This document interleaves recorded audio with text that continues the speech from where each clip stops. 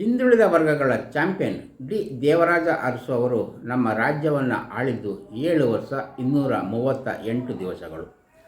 ಅಷ್ಟೊಂದು ದಿವಸಗಳ ಕಾಲ ಮುಖ್ಯಮಂತ್ರಿಯಾಗಿ ನಮ್ಮ ರಾಜ್ಯವನ್ನು ಆಳಿದ ಮತ್ತೊಬ್ಬ ಮುಖ್ಯಮಂತ್ರಿ ಇಲ್ಲ. ಹೀಗಾಗಿ ಅತಿ ಹೆಚ್ಚು ದಿವಸಗಳ ಮುಖ್ಯಮಂತ್ರಿ ಆಗಿದ್ದವರು ಅನ್ನುವ ದಾಖಲೆ ಡಿ ದೇವರಾಜ ಅರಸು ಅವರ ಹೆಸರಿನಲ್ಲೇ ಇತ್ತು.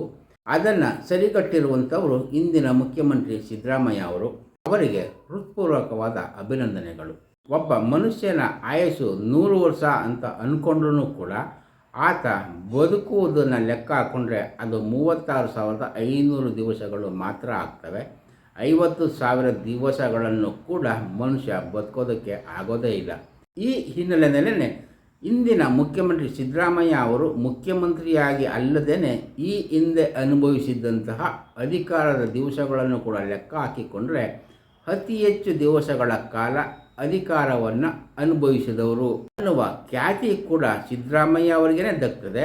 ಅದು ಅತಿ ಹೆಚ್ಚು ಸಲ ಆಯವ್ಯಯವನ್ನು ಮಂಡಿಸಿದವರು ಅನ್ನುವ ಖ್ಯಾತಿ ಹೇಗಿದೆಯೋ ಹಾಗೆಯೇ ಅತಿ ಹೆಚ್ಚು ದಿವಸಗಳ ಕಾಲ ಅಧಿಕಾರದ ಅವಧಿಯ ದಿನಗಳನ್ನು ಕಂಡುಕೊಂಡವರು ಸಿದ್ದರಾಮಯ್ಯ ಅವರು. ದೇವರಾಜ ಅರಸು ಮತ್ತು ಸಿದ್ದರಾಮಯ್ಯ ಇಬ್ಬರು ಮೈಸೂರು ಜಿಲ್ಲೆಯವರೇ. ಇಬ್ಬರೂ ಕೂಡ ಕೃಷಿಕ ಕುಟುಂಬದಿಂದಲೇ ಬಂದಂಥವರು. ಹಿಂದುಳಿದ ವರ್ಗಗಳ ಬಗ್ಗೆ ಇಬ್ಬರೂ ಕೂಡ ಕಾಳಜಿಯನ್ನು ಇಟ್ಕೊಂಡಂಥವರು ಮತ್ತು ಮೂಲತಃವಾಗಿ ಅವರೇನೇ ಕೂಡ ಹಿಂದುಳಿದ ವರ್ಗಕ್ಕೆ ಸೇರಿದಂಥವರು. ಅವರ ದೇಹಾಕೃತಿಯನ್ನು ಹೋಲಿಸಿಕೊಂಡು ಕೂಡ ಆಜಾನುಭಾವ ವ್ಯಕ್ತಿತ್ವ ಇಬ್ಬರದೂ ಆಗಿದೆ. ಅರಸು ಅವರು ಮಾಡಿದ್ದೇನು, ಸಿದ್ದರಾಮಯ್ಯ ಅವರು ಮಾಡಿದ್ದೇನು ಅನ್ನುವ ವಿಚಾರವನ್ನು ಬದಿಗಿಟ್ಟು ನೋಡೋದಾದರೆ, ಅರಸು ಅವರು ಹಿಂದುಳಿದ ವರ್ಗದವರು ರಾಜಕಾರಣಕ್ಕೆ ಬರೋದಕ್ಕೆ ತನ್ನದೇ ಆದ ಸೋಷಿಯಲ್ ಇಂಜಿನಿಯರಿಂಗನ್ನು ಮಾಡಿ ಅದರಲ್ಲಿ ಯಶಸ್ವಿಯನ್ನು ಕಂಡರು ಅನ್ನೋದು ನಮ್ಮ ಮುಂದೆ ಇರುವ ಸತ್ಯ ಆಗಿದ್ದರೂ ಕೂಡ ದಲಿತ ವರ್ಗಕ್ಕೆ ಅವರು ಹೆಚ್ಚಿನ ಆದ್ಯತೆಯನ್ನು ಕೊಡಲಿಲ್ಲ ಅನ್ನುವ ಆರೋಪ ಕೂಡ ಇದ್ದೇ ಇದೆ. ಅದಕ್ಕೆ ಉದಾಹರಣೆ ಎನ್ ರಾಚಯ್ಯ ಅವರು ಮತ್ತು ಭೂಸಾ ಸಾಹಿತ್ಯದ ವಿಚಾರದಲ್ಲಿ ರಾಜೀನಾಮೆಯನ್ನು ಕೊಟ್ಟು ಮನೆಗೆ ಹೋಗಬೇಕಾಗಿ ಬಂದಂತಹ ಬಿ ಬಸವಲಿಂಗಯ್ಯ ಅವರ ಪ್ರಕರಣವನ್ನು ಕೂಡ ನಾವು ಇಲ್ಲಿ ಉಲ್ಲೇಖವನ್ನು ಮಾಡ್ಬೋದಾಗುತ್ತೆ. ಅದೇ ರೀತಿಯಲ್ಲಿ ಸಿದ್ದರಾಮಯ್ಯ ಅವರು ಸಣ್ಣ ಪುಟ್ಟ ಜನಾಂಗಗಳಿಗೆ ಪ್ರಾತಿನಿಧ್ಯವನ್ನು ಕೊಡ್ತಾ ಬಂದರು, ಅವರ ಏಳಿಗೆಗಾಗಿ ಕೆಲಸವನ್ನು ಮಾಡರು ಅಂತ ಹೇಳೋದಾದರೂ ಕೂಡ ದಲಿತ ವರ್ಗಕ್ಕೆ ಇವರು ಮಾಡಿದ್ದೇನೋ ಅನ್ನುವ ಪ್ರಶ್ನೆ ಉಳಿದೇ ಉಳಿತದೆ. ಏಕೆಂತಂದರೆ ಡಾಕ್ಟರ್ ಜಿ ಪರಮೇಶ್ವರ್ ಅಂಥವರಿಗೆ ಸಿದ್ದರಾಮಯ್ಯ ಅವರು ಮೊದಲ ಸಲ ಮುಖ್ಯಮಂತ್ರಿಯಾಗಿದ್ದ ಅವಧಿಯಲ್ಲಿ ಹೇಗೆ ನಡೆಸಿಕೊಂಡರು ಅನ್ನುವಂಥ ಉದಾಹರಣೆ ನಮ್ಮ ಮುಂದೆ ಇದ್ದೇ ಇದೆ. ಅರಸು ಅವರು ಉಳುವವನೇ ಭೂಮಿಯ ಒಡೆಯ, ಗೇಣಿ ಪದ್ಧತಿ ನಿರ್ಮೂಲನೆ, ಮಲ ಹೊರುವ ಪದ್ಧತಿ ನಿಷೇಧ, ಅರಣ್ಯ ಕಾನೂನನ್ನು ಜಾರಿಗೆ ತಂದಂತಹ ಕಠಿಣವಾದ ನಿರ್ಧಾರವನ್ನು ರಾಜ್ಯದ ಹಿತದೃಷ್ಟಿಯಿಂದ ಕೈಗೊಂಡದ್ದನ್ನು ಯಾವತ್ತೂ ಕೂಡ ಮರೆಯೋದಕ್ಕೆ ಆಗೋದೇ ಇಲ್ಲ. ಅದೇ ರೀತಿಯಲ್ಲಿ ಸಿದ್ದರಾಮಯ್ಯ ಅವರು ಕೂಡ ಅನೇಕ ಕಲ್ಯಾಣ ಕಾರ್ಯಕ್ರಮಗಳನ್ನು ರಾಜ್ಯಕ್ಕೆ ಕೊಟ್ಟಿದ್ದಾರೆ ಅನ್ನೋದನ್ನು ಕೂಡ ಮರೆಯೋದಕ್ಕೆ ಆಗೋದೇ ಇಲ್ಲ. ಅರಸು ಅವರ ಕಾಲದಲ್ಲಿ ಭ್ರಷ್ಟಾಚಾರ ಎಲ್ಲೆ ಮೀರಿತ್ತು, ಗೂಂಡಾಗಿರಿಗೆ ಅವರು ಅವಕಾಶವನ್ನು ಕಲ್ಪಿಸಿಕೊಟ್ರು ಅನ್ನುವ ಆರೋಪ ಇದೆ. ಅದೇ ರೀತಿಯಲ್ಲಿ ಮುಖ್ಯಮಂತ್ರಿ ಸಿದ್ದರಾಮಯ್ಯ ಅವರ ಈ ಅವಧಿಯಲ್ಲಿ ಅನೇಕ ಭ್ರಷ್ಟಾಚಾರ ಪ್ರಕರಣಗಳು ಕೂಡ ಬೆಳಕಿಗೆ ಬಂದಿರುವಂಥದ್ದನ್ನು ಮರೆಯೋದಕ್ಕೆ ಆಗೋದಿಲ್ಲ. ವಾಲ್ಮೀಕಿ ಹಗರಣವನ್ನು ಇಲ್ಲಿ ನಾವು ಉಲ್ಲೇಖ ಮಾಡ್ಬೋದು. ಅರಸು ಅವರ ವಿರುದ್ಧವೇ ಭ್ರಷ್ಟಾಚಾರ ಮತ್ತು ಸ್ವಜನ ಪಕ್ಷಪಾತದ ಆರೋಪಗಳು ಬಂದಾಗ ಕೇಂದ್ರ ಸರ್ಕಾರ ಗ್ರೋವರ್ ಆಯೋಗವನ್ನು ನೇಮಕ ಮಾಡ್ತದೆ. ದೇವರಾಜ ಅರಸು ಅವರು ತನ್ನ ವಿರುದ್ಧ ಕೇಳಿ ಬಂದಿದ್ದ ಆರೋಪಗಳನ್ನು ತನಿಖೆ ನಡೆಸುವುದಕ್ಕಾಗಿ ಮೀರ್ ಇಕ್ಬಾಲ್ ಹುಸೇನ್ ಅನ್ನುವವರ ಆಯೋಗವನ್ನು ಕೂಡ ರಚನೆಯನ್ನು ಮಾಡಿರ್ತಾರೆ.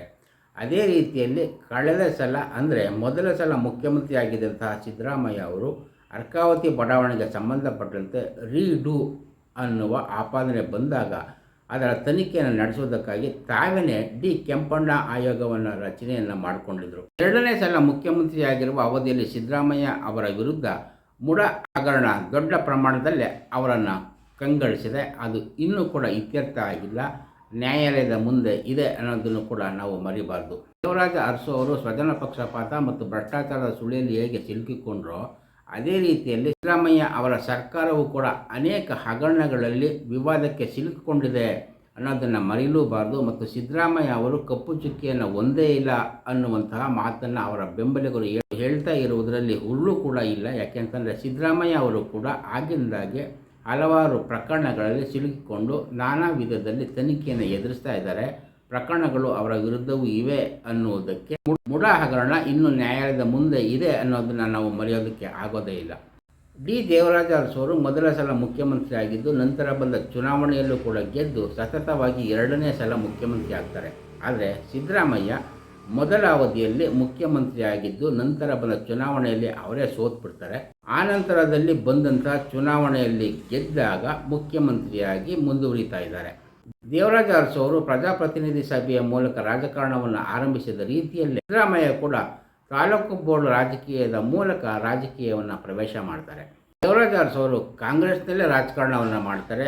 ಆ ನಂತರದ ದಿನಗಳಲ್ಲಿ ತಮ್ಮದೇ ಆದ ಪಕ್ಷಗಳನ್ನು ಕಟ್ಟಿಕೊಂಡು ಇಂದಿರಾ ಗಾಂಧಿ ವಿರುದ್ಧ ಸಡ್ಡು ಹೊಡಿತಾರೆ. ಮೂಲತಃ ಜನತಾ ಪರಿವಾರದವರಾದ ಸಿದ್ದರಾಮಯ್ಯ ಕಾಂಗ್ರೆಸ್ಗೆ ಬಂದು ಮುಖ್ಯಮಂತ್ರಿ ಆಗ್ತಾರೆ.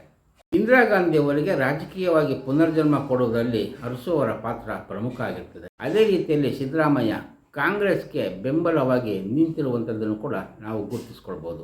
ದೇವರಾಜ ಅರಸು ಅವರನ್ನು ಮುಖ್ಯಮಂತ್ರಿ ಸ್ಥಾನದಿಂದ ಬದಲಿಸಬೇಕು ಅನ್ನುವಂತಹ ನಿರ್ಧಾರವನ್ನು ಹೈಕಮಾಂಡ್ ತೆಗೆದುಕೊಂಡಂತಹ ಸಂದರ್ಭದಲ್ಲಿ ಅರಸು ಅವರ ಜೊತೆಯಲ್ಲೇ ಇದ್ದವರು ಕೊನೆ ಕ್ಷಣದಲ್ಲಿ ಆ ಪಾಳ್ಯವನ್ನು ಬಿಟ್ಟು ಎದುರಾಳಿ ಪಾಳ್ಯಕ್ಕೆ ಹೋಗಿಬಿಟ್ಟಂತಹ ಉದಾಹರಣೆ ಇತಿಹಾಸದಲ್ಲಿ ಇದ್ದೇ ಇದೆ.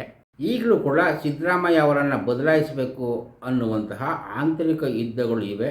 ಆದರೆ ಸಿದ್ದರಾಮಯ್ಯ ಅವರನ್ನು ಬಿಟ್ಟು ಇದುವರೆಗೆ ಯಾವುದೇ ಶಾಸಕ ವಿರೋಧಿ ಪಾಳ್ಯಕ್ಕೆ ಹೋಗ್ತಾ ಇಲ್ಲ.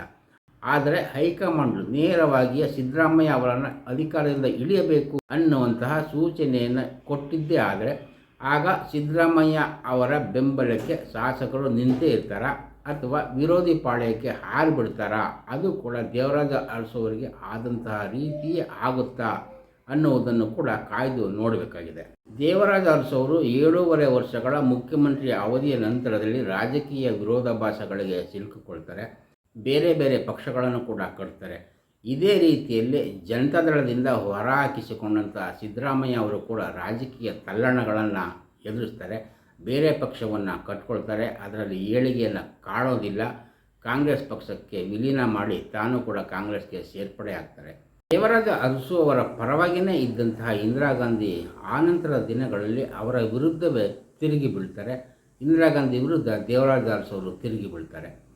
ಈಗ ಹೈಕಮಾಂಡ್ ಸಂಪೂರ್ಣವಾಗಿ ಸಿದ್ದರಾಮಯ್ಯ ಅವರ ಪರವಾಗಿಯೇ ಇದೆ ಅನ್ನುವಂಥ ಕಾಣ್ತಾ ಇದ್ದರೂ ಕೂಡ ಕೆ ಶಿವಕುಮಾರ್ ಅದನ್ನು ಸುಳ್ಳು ಮಾಡೋದಕ್ಕೆ ಹಠ ತೊಟ್ಟವರಂತೆ ನಿಂತಿದ್ದಾರೆ. ಹೀಗಾಗಿ ಕೊನೆ ಘಟ್ಟದಲ್ಲಿ ಸಿದ್ದರಾಮಯ್ಯ ಅವರ ರಾಜಕೀಯ ಏನಾಗುತ್ತೆ ಅನ್ನೋದನ್ನು ಕಾಯ್ದು ನೋಡಬೇಕಾಗ್ತದೆ.